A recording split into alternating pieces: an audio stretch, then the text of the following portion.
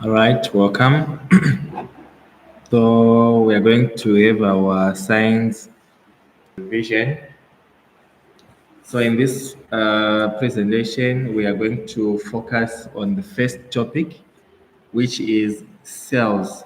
So we're going to look at general cells, animal cells, plant cells. Maybe if time permits, we'll look at specialized cells and organization of life. So we'll start with organization of life and then move on to talk about cells. Firstly, we want to say that in this presentation, biology is the study of life. Biology is the study of life.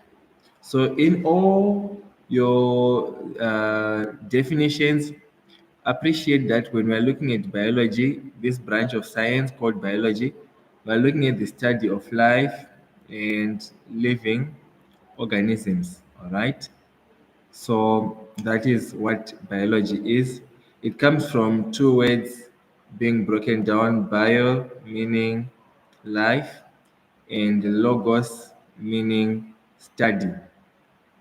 So it is the study of life. So what are the characteristics which distinguish between living and non-living organisms? So how can we tell if an organism is living or is not living? So firstly, we have the characteristics of living organisms, which we are going to look at in a moment. Characteristics of living organisms. We have them, we summarize them as Mr. Snag. That's an acronym which you can use, or you can use this other one, Mrs. Grain. This is again another acronym which you can use to help you remember what these are. So Mr. Snake and Mrs. Grain are um, two acronyms or two different ways of looking at the same thing, which is the this study of living or characteristics of living organisms. Okay, right. So that's what we want to break down in a moment. Mrs. Grain or Mr. Snake. All right. So follow through as we go. If you have got problems or questions, feel free to ask. Right. Now, in this presentation, we're going to branch these ones. These are acronyms. So each letter is standing for a certain characteristic of a living organism. I'm going to write it like this. Mrs. Mrs. Grain, like this. Mrs. Grain. The M stands for movement. So all living organisms should be capable of changing their position from one place to another, or changing location, be able to change location from one place to another. The first R is for respiration. Respiration, we mean that all living organisms should be able to break down maybe carbohydrates to produce energy, or to at least break down some organic compound to produce energy. The S is for sensitivity. Sensitivity. So all living organisms must be able to respond well to stimuli. So what we mean by stimuli is a change in the external environment. So all organisms should be able to respond to changes in the external environment. Again, the G is for growth. Growth, growth. When we're talking about growth, we mean that the organism should be able to change in size. Okay, to change in size. so that we can at least tell that there's some growth happening. Maybe let's say, for example, in people, they can grow taller, they can grow bigger, they can increase in mass. Okay, that's what we call growth. Then the second R is for reproduction. Reproduction. All living organisms must be able to produce offspring which are similar to them. Offspring which are similar to them. And then the other is for this E is for excretion, excretion like this. So organisms must be able to produce or release waste after metabolism from maybe like respiration or something, produce waste. This, and then this N here stands for nutrition. Nutrition. So nutrition means that organisms must be able to stay alive, right? To stay. So these are the 7 defining characteristics for separating organisms, those which are non. I'll move on from here and look at some is how life is organized. So now we want to talk about organization of life. All right. So remember, we said biology is the study of life. Now, the basic unit of all living organisms is called the cell. So the cell is the basic unit of all living organisms So it means that if any organism is classified as living, then it must by definition have what you call a cell. The cell is a functional. It is functional, meaning that it is able to carry out all life processes. Okay, uh, it can carry out all life processes, can carry out all life processes in this, right? And is actually able to live. It is self-sustaining. Okay, it is self-sustaining, which means that it has got all the things it needs for it to stay alive. Okay. So the next thing, a group of cells now, when cells are grouped, they are called tissues. So a tissue is a group of cells which are performing a function. Related function. So that's what we call a tissue. Sorry.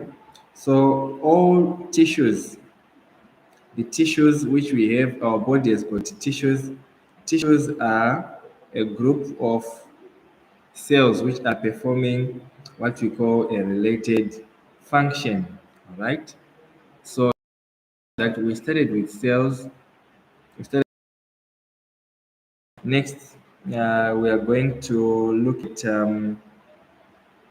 something else, which is a group of tissues. Um, so a group of tissues, we call them a an organ, right? Organ. So this is a group of tissues, again performing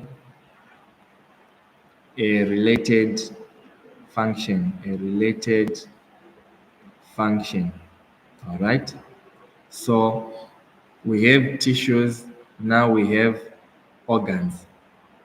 Now, these organs can be grouped to form what we call an organ system, an organ system. This is now a group of organs, again, performing a related function, as it were. You can see here that we started with the cells. All organisms have got cells, and now they form tissues. So organisms have tissues. We can have skin tissue, we have heart tissue, lung tissue, and etc. Then we form now what we call the organs. The organs are now groups of tissues. Like for example, the heart itself is an organ. We've got ears, we've got a nose, a leg, which are groups of tissues. And now we also have an organ system. For example, the respiratory system is an organ system made up of the nose, which is an organ, the trachea, which is an organ, the mouth, which is an organ, the lungs, the bronchi, the bronchioles, the alveoli, which form the lungs, whatever. So that's an organ system. We can have the circulatory system. It's an organ system. Like for example, it is the heart, the tubes, the lungs as well. We have many other systems, and all of these organ systems build up to form what we call a, an organism. So now we have an organism comprised of all these cells, these tissues, organs, and organ systems. All right. All right. So we will continue from there. We'll continue from there. Right. So now let's look at the next stage, of which we are going to look at cells. We want to look at cells. So let's look at these cells, and we're going to talk about how cells are organized and everything. Right now, a cell, we said we'll talk about a general cell. We said a cell is the basic functional unit of all living organisms. So now I want to look at the structure of a cell. Structure of a cell. All right, so let's look at the structure of a cell. Right, I'm going to draw a generalized cell like this. All cells in general have this, like something which is like this, I suppose. All right, maybe we'll label this one. All cells, all cells have this. This is the outer covering which protects the cell contents, which we call the cell surface membrane. In short, we just call it the cell membrane. Then next we have this fluid which we call the cytoplasm. Cytoplasm. And then we have this something which is inside here, this somewhat spherical object here, which we call the nucleus, which is usually positioned around the center of the cell.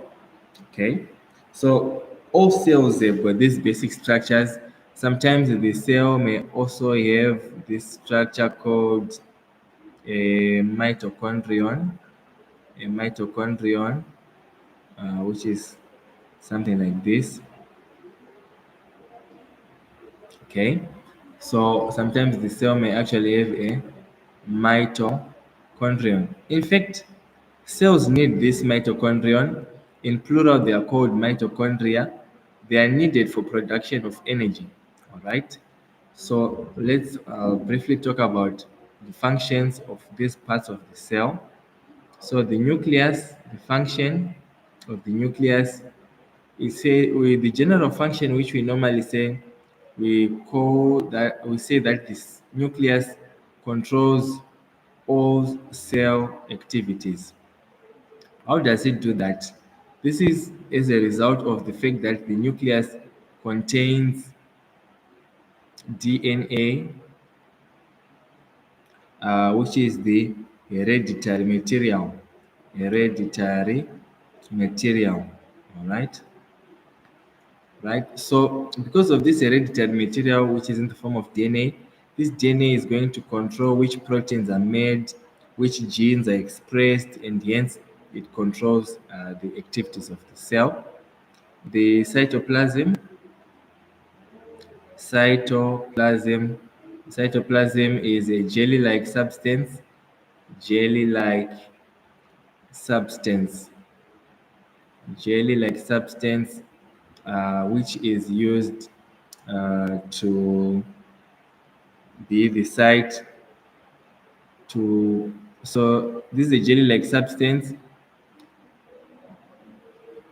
for, maybe let's just say, allowing chemical reactions to take place or to occur. So inside the cytoplasm is where all the other reactions are going to occur inside the cell. And then we have the cell membrane, cell membrane. It protects the cell contents. The cell contents meaning the nucleus, the mitochondrion, the cytoplasm, etc., etc., etc. Those are some of the cell contents that we are talking about. Okay, so that is the function of the nucleus. All right. Now we're going to move on and talk about the mitochondrion. Okay, talk about the mitochondrion. We're going to talk about the mitochondrion. All right, mitochondrion. Right. So the mitochondrion is the energy powerhouse of the cell. Mitochondrion. It is the powerhouse of the cell. Powerhouse of the cell. Why do we say it's the powerhouse? This is because uh, it energy for the cell, produces energy for the cell in the form of ATP. ATP. This ATP is called adenosine triphosphate. Adenosine triphosphate. This one is the energy currency. In as much as we may use dollars, kwanzas, pounds, euros, afros if they are there, right? The cells use this currency called ATP. Okay, right. Next, we want to talk about now the structure of the um, animal cell. So, in essence, this cell is basically the animal cell. It is basically the animal cell because um, they are not. It isn't much complicated, like the plant cell. So you can see that the basic level, it has got cell membrane, cytoplasm, mitochondrion, and nucleus, right? So now we want to look at structure of a plant cell. Structure of plant cell. Okay. Structure of plant cell. Right. So now the plant cell is a bit different from the animal cell. You're going to notice that in a moment. So the plant cell has got a rigid structure, something like this. Then something like this again. Okay. So this is our plant cell. So and then it is the nucleus, all right, and then some things which are which are there in the like this.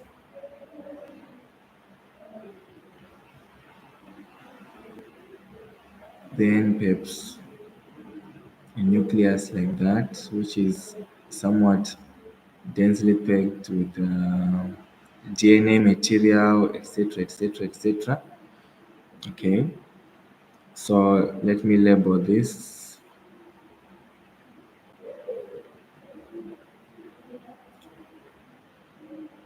So this one would be your cell wall. Outside of plant cells is the cell wall.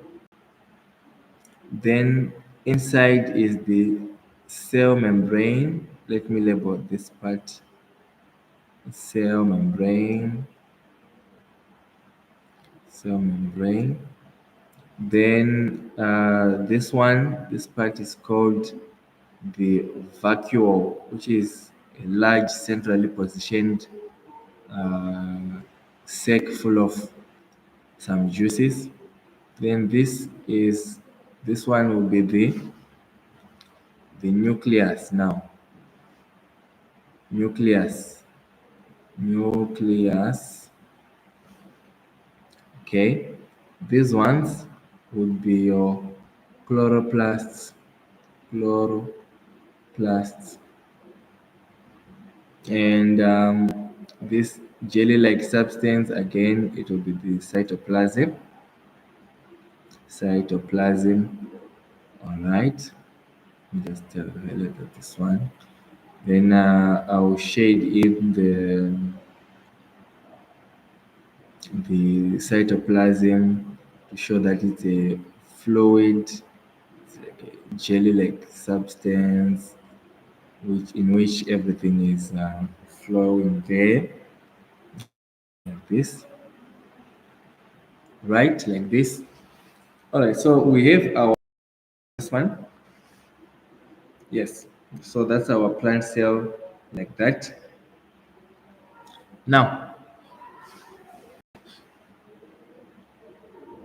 as we continue, you notice that the plant cell has got some differences with the animal cell. Firstly, there is this the cell wall, there is this the vacuole, there are these the chloroplasts. Okay, these are some major differences. We already talked about the cytoplasm, the cell membrane, and the nucleus. Now we need to add the functions of these parts of the chloroplast. For a detailed video with a plant cell, a detailed presentation on a plant cell, you can check out our other video on the plant cell, which is in the. So now the chloroplast. Let's highlight the of the chloroplast. Chloroplast. Right. Its its function is to absorb absorb sunlight to absorb sunlight for photosynthesis. Photosynthesis. Photosynthesis. Its function is to absorb light for photosynthesis. It is the green pigment. Sorry, it contains the green pigment. Contains the green pigment, which is called chlorophyll. Okay, contains chlorophyll. Right. Next, the vacuole. The vacuole, this one contains cell sap. Contains cell sap. This cell sap comprises of sugars which are needed by the plant. Again, this vacuole also controls whether the cell is tough, which we call Tega pressure, controls the Tega pressure of the cell. So if the uh, If the contents of the vacuole dilute, the cell gets taken. If the contents of the vacuole get dilute, then if it's dilute, then it gets staged, and then if it is concentrated, the cell gets flaccid. Right. Then the last one is the cell wall, which is made up of cellulose. Cell wall that again protects the plant cell content, the plant cell from maybe accidentally destroyed. Right. So now we are going to move on to talk about that thing which are specialized cells. Specialized cells. Specialized cells. Specialized cells. So we're going to just look at a few cells, just one plant cell and one animal cell, and then conclude. For detailed videos, you can check our other videos on animal cells and on plant cells. Okay, so on one side we are going to look at a specialized plant cell, and on the other side we're going to look at a specialized animal cell. Now, when we say a cell is specialized, we mean that the cell has got certain functions. These functions are enabled by certain structures. So when we look at specialization of a cell, what we are talking about is how a structure is related